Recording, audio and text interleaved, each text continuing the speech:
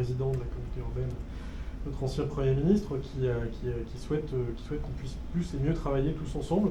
Je crois que cet objet en est assez illustratif et va nous être présenté maintenant par Frédéric. Donc, merci pour tout le travail entrepris, et puis j'ai envie de dire qu'on puisse travailler ensemble pour la suite avec d'autres écoles et à l'échelle de cette ENSM et de ces 4 sites, parce que c'est aussi un moyen de préserver ce lien entre les différentes implantations de l'ENSM.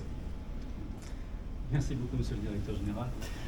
Bonjour à toutes, bonjour à tous. Merci beaucoup de votre présence pour l'inauguration de ce Pédagolab, qui, je le rappelle, a pu être réalisé grâce au soutien de la région Normandie.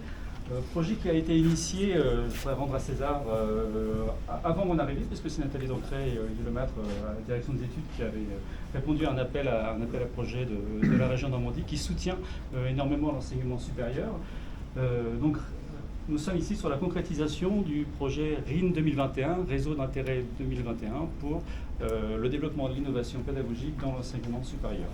Le projet initial était de réaliser un espace de formation à la pédagogie innovante, quelque chose qui soit à la fois commodal, qui permette des expérimentations et qui permette de diffuser le résultat de ces expérimentations vers les autres sites. D'où le logo qui a été trouvé, qui est réalisé, l'onde, par les collègues designeuses avec qui nous avons travaillé, qui vont nous expliquer un petit peu tout ça en détail. Donc l'objet de cet espace, qui est un espace à la fois de formation pour les enseignants, pour découvrir des nouveaux objets, technopédagogiques, on va dire, des objets qui servent à enrichir la pédagogie, et également un espace de formation pour les élèves, puisque là on a fait un petit peu de place, mais la salle est ouverte depuis 15 jours, 3 semaines. Elle est quasiment tout le temps pleine déjà, et il y a 16 élèves en fait qui peuvent travailler avec leurs enseignants, même 18 en se tassant bien, à cet endroit. Donc c'est vraiment un espace dédié à la formation des enseignants, à la formation des élèves. C'est un espace qui comprend, on va le découvrir un petit peu plus en détail après, différents types de matériel, y compris un magasin qui met à disposition du matériel en prêt pour les enseignants qui peuvent tester. Ils vont être accompagnés pour cela par un collègue en service civique qui a été embauché pour ce travail-là, Jérémy Schmitt, qui est ici parmi nous. Et donc la région nous a soutenus pour développer ce projet. Donc là, nous sommes bien sur le projet RIN 2021 qui se voit concrétisé aujourd'hui. Avant d'entrer un petit peu plus dans les détails de quelques postes et quelques usages pédagogiques, je vais laisser Marine et Colline, les designeuses qui nous ont accompagnés tout au long de ce projet et qui vont vous expliquer un petit peu la démarche utilisateur, co-design, etc. qui a été développée. Donc, ce sont 2 collègues, 2 designeuses qui sont du Havre. Merci. Colline, alors, bonjour à tous. Colline Laporte, je suis designer mobilier et espace au Havre. Et on a collaboré avec Marie sur le projet. Moi, je suis Marie Dolphus, sous le nom de l'atelier Une pierre à l'édifice. Et moi, je travaille plus sur des projets de concertation, donc habituée aux concertations à l'échelle d'un quartier, d'un territoire, concertation urbaine, mais aussi à l'échelle d'un bâtiment.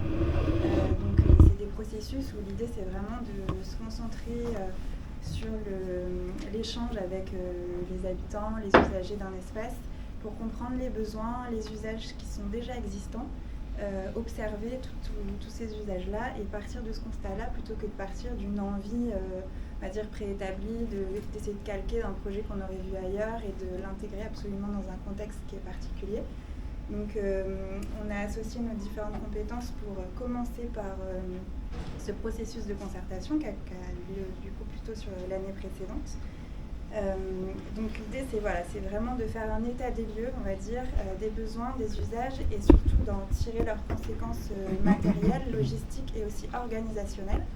On parlait notamment de la vie d'un service civique, tout ça c'est des moyens aussi humains où nos hypothèses elles se traduisent pas seulement par des solutions matérielles ou d'espace. Donc l'année dernière on a eu recours à plusieurs outils pour la concertation. Il y avait l'implantation d'un poste d'information en bas qu'on a appelé le kiosque, où on pouvait retrouver des informations relatives au projet, mais on a surtout eu des temps qu'on a passés ici, donc des entretiens individuels avec des enseignants, des étudiants, du personnel de l'établissement. On a eu aussi des entretiens collectifs, notamment avec des étudiants qui ont eu lieu dans le foyer ou dans la salle de travail des étudiants. On a eu des temps de résidence, donc on venait de manière un peu plus informelle, anonyme, voir un peu comment ça se passait dans la salle des profs, dans des espaces de cours, des choses comme ça. Comprendre un petit peu voilà, les enjeux de ce contexte particulier. Et puis, ce qui en est ressorti, c'était une envie de travail collaboratif, un besoin d'espace qui soit dédié à la formation des enseignants sur la prise en main de nouveaux outils qu'on peut voir apparaître, des nouvelles technologies. Il y avait aussi la possibilité de tester surtout ce matériel-là, justement pour sa prise en main, et d'être accompagné humainement autour de cette prise en main. Et puis l'envie d'expérimenter aussi des nouveaux formats de cours. Donc comme on disait, c'est aussi un espace qui est dédié aux étudiants, accompagnés par leur professeur. Donc on a étudié toutes ces hypothèses-là dans un peu tous les espaces de l'école. L'idée, c'était pas forcément de se restreindre à une salle, mais de tester ces hypothèses-là, que ce soit sur les salles de travail, etc. Comment on pouvait augmenter ces espaces-là pour qu'ils soient des espaces qui accompagnent sur cette innovation pédagogique. Ayant cette salle à disposition, on s'est concentré en priorité sur le développement de cet espace-là comme centre du projet en fait. Donc effectivement, d'où le nom de l'onde. L'onde, ça évoquait notre envie de faire cette salle le point de départ d'une démarche qui sème à la fois tant dans le reste de l'établissement que sur les autres sites de l'ENSM. Et que ce soit un peu un espace test, un prototype. Donc on avait cette idée aussi de l'onde qui nous ramène à la notion de diffusion, mais aussi de transmission, qui est vraiment le cœur du projet, voilà, la notion de transmission, puis tout en faisant un clin d'œil direct au milieu aquatique marin dans lequel on se trouve, évidemment. D'ailleurs, sur l'identité visuelle, vous pouvez retrouver un petit clin d'œil à l'alphabet marin, qui nous a permis aussi de construire une identité qui se veuille modulable, avec laquelle on puisse jouer, qu'elle soit flexible, modulable. On peut retrouver ça un petit peu sur les tables, le mobilier, avoir cette envie de réunir les choses, de travailler un peu sur les espaces. Donc voilà pour la partie un peu plus ludique. Donc pour solutionner ces besoins et axes de travail qu'on a récoltés lors de cette concertation, on s'est beaucoup appuyé aussi sur des échanges qu'on a eus avec d'autres, ce qu'on appelle Learning Lab, Pédagolab, etc. à travers la France. On a notamment beaucoup échangé avec l'Université du Havre, mais aussi le Bathyscaphe à Caen ou encore avec l'école Junia à Lille qui nous ont donné beaucoup de conseils.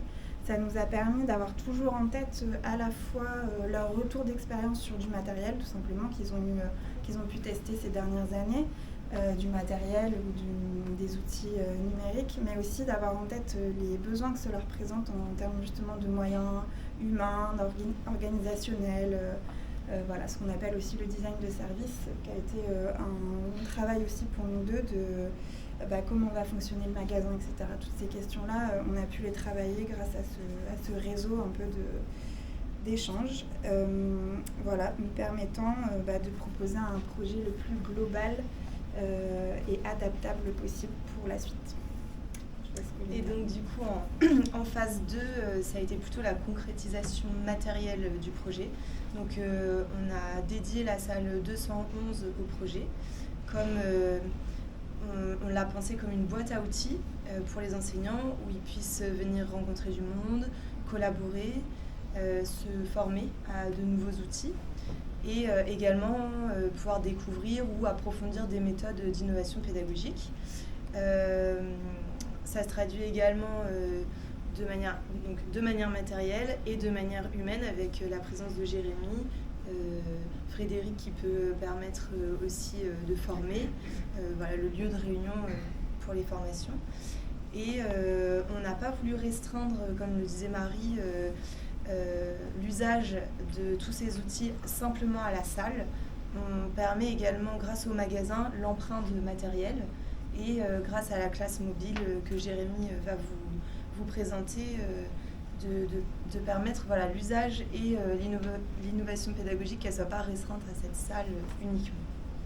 Voilà. Merci beaucoup. On va faire un petit tour rapide des différents objets technopédagogiques, comme on les appelle, qui sont à la disposition des enseignants et qui permettent d'expérimenter de nouveaux gestes. Jérémy, est-ce que tu peux nous parler du visualiseur numérique qui se trouve à côté de toi, par exemple? Qu'est-ce qu'on peut faire avec? Voilà. Donc dans le magasin, il y a beaucoup d'outils numériques qui permettent aux professeurs de travailler d'une autre manière, notamment le visualiseur numérique, qui vous permet, juste en le connectant en USB à un ordinateur, d'avoir une image, donc ici en l'occurrence un fait d'état, et de reproduire un schéma, un exercice de cours. Et vous pouvez très bien en direct annoter votre schéma et le garder sous format vidéo, ou alors le brancher sur un vidéoprojecteur pour le diffuser à un instant. Donc cet outil permet de réaliser des petites vidéos, puisqu'en fait l'enseignant peut commenter son dessin, son texte qu'il produit et enregistrer sa voix en même temps que l'image. On a un autre objet... en même temps qu'on peut le projeter, d'accord. C'est à la fois pour projeter et sur l'image. On peut projeter ce qui se trouve en dessous et le projeter sur un vidéoprojecteur, Ouais. effectivement. Voilà.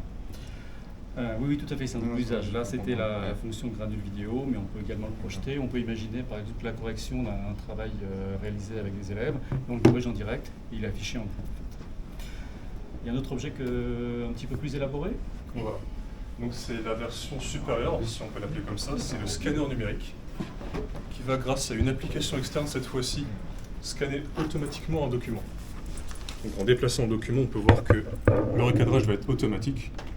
Et juste une simple pression, donc on peut mettre une pédale sous la table, et une simple pression va numériser le document sur ce côté de l'écran. Il est ensuite possible d'exporter les documents à l'unité ou alors sur un seul PDF compact. Et nous pouvons également faire des modules vidéo grâce à un autre onglet qui permet d'enregistrer à la fois votre document que vous pouvez annoter à la main et votre caméra de votre ordinateur. Un autre avantage de cet outil est qu'il détecte n'importe quel format écrit, c'est-à-dire qu'à partir d'un PDF, d'un JPEG, à partir du moment où il y a de l'écriture, on peut récupérer du format texte et donc l'enseignant peut modifier le document en fonction de ses besoins pédagogiques, donc ajouter des consignes, modifier des données, etc. etc. Il récupère tout sur n'importe quel... Écriture texte ou manuscrite? Texte, en OCR. Okay, Voilà, okay. en texte. Nous avons choisi également de modifier un petit peu l'espace d'expression, on va dire. Vous voyez qu'on n'est pas sur un tableau blanc tout à fait ordinaire.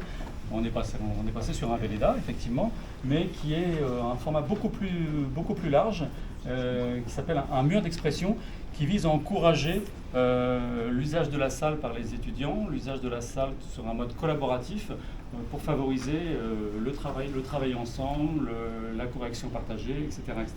Encourager à se déplacer, à donner plus de rôle aux étudiants dans les apprentissages. Donc ce tableau est plus à la disposition, on va dire, des étudiants dans les séances de travail. Donc vous voyez que dans cet espace, on a modulé un petit peu du tout numérique et également des matériels qui restent somme toute très classiques mais très mobiles. On peut voir derrière ici un espace qui peut se déplacer, un meuble qui peut se déplacer également d'une pièce à l'autre, qui est un espace d'ardoise Velleda tout simplement, en fait, et qui est très utilisé. Il y en a également derrière vous, derrière l'espace café, en fait, et ça permet justement d'autoriser l'erreur, de tester, etc., etc., de partager, de montrer rapidement ce que l'on vient de produire, de corriger très très rapidement.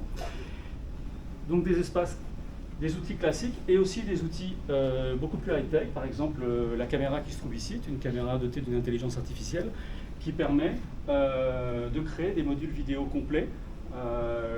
Si j'écris devant vous, par exemple, la caméra va enregistrer ma voix, va enregistrer ce que j'écris, va filmer ce que j'écris, mais va détourer mon corps. Et on va avoir uniquement un cours qui apparaît avec la voix de l'enseignant.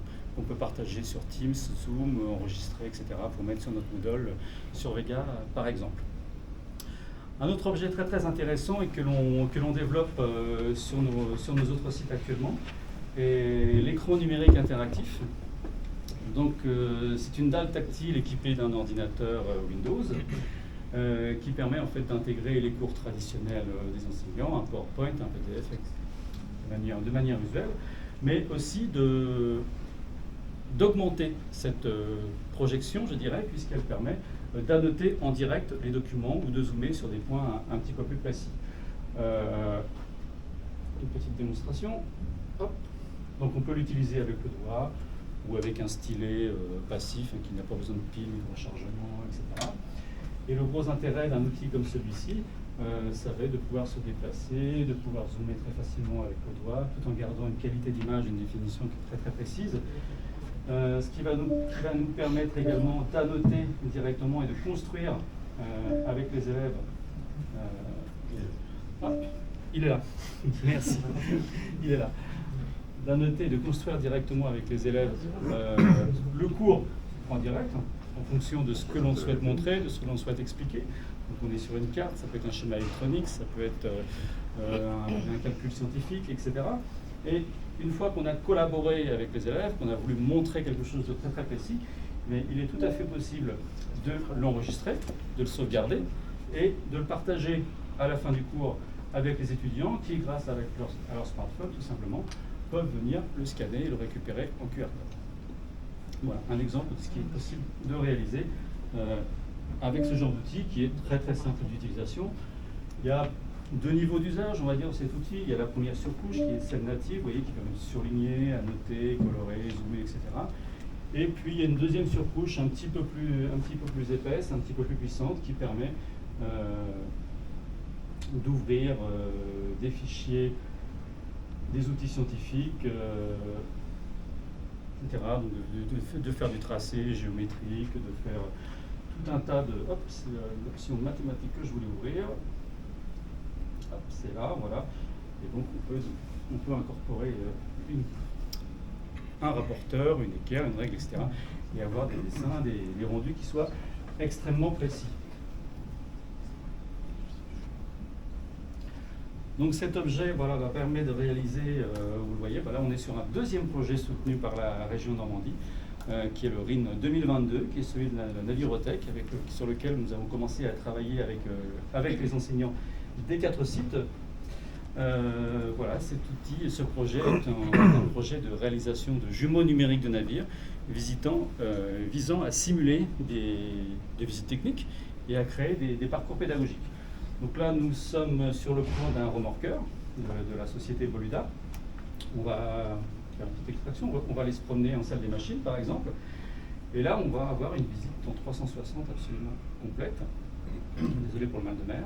Voilà. Et un peu comme sur Google Maps, Street View, etc., on peut se déplacer complètement dans le navire. Donc j'étais ici, vous voyez, le logiciel m'indique le sens dans lequel je me trouve. Voilà, j'arrive au bateau. Et là, on peut s'apercevoir qu'il y a une petite pastille, par exemple, qui a été posée sur l'extincteur. Et c'est là que le côté pédagogique supplémentaire de l'appareil, du logiciel va jouer, c'est-à-dire qu'on peut ajouter autant de ressources que l'on souhaite derrière les objets, donc de la vidéo, de la photo, du texte, du questionnaire, etc. Et donc créer de véritables parcours pédagogiques en sécurité, en navigation, en électronique, etc., en fonction des besoins des enseignants. Cet outil, une fois que les parcours, donc on a commencé le travail avec une équipe projet d'enseignants, sera à disposition des étudiants via la plateforme Vega et des enseignants qui pourront créer autant de parcours qu'ils le souhaitent à partir des 3 navires virtuels qu'on va jumeler, si je puis dire, à partir de cette année. Voilà. Donc en résumé, voilà, cet espace est un espace qui vise à expérimenter, mais qui vise aussi à évoluer en fonction des remarques de nos collègues, des besoins de nos collègues. C'est quelque chose qui est à leur disposition et qui n'aurait pas pu voir le jour sans toute la bonne volonté autour dans l'école. Je parle tous les gens qui nous ont aidés à mettre en œuvre ce travail, donc tous les services achats, financiers, etc. Il y a un gros travail derrière. Tous les services techniques qui nous ont beaucoup aidés avec beaucoup de patience à chaque fois qu'il y avait du mobilier qui arrivait. Merci messieurs de votre gentillesse à chaque moment de ce déploiement. Et voilà, donc c'est un espace à découvrir. On est à votre disposition pour vous expliquer un petit peu plus en détail, si vous le souhaitez, certains points. On va bientôt parler de l'anglais. Oui. Qu'est-ce qu'il y a dispo dans le magasin exactement? Alors tout ce qui est là, notamment. Okay. Il y a aussi une caméra 360 par exemple qui permet de réaliser ce genre d'objet. Voilà. On va bientôt y ajouter un zoom, un enregistreur vocal, etc. etc. C'est l'intérêt des conseils comme celui-ci. Voilà. Vous avez formé les enseignants? Alors, il y a des sessions régulières de propositions sur le temps du MIVI. C'est dans le projet global. C'est dans le projet global. Oui.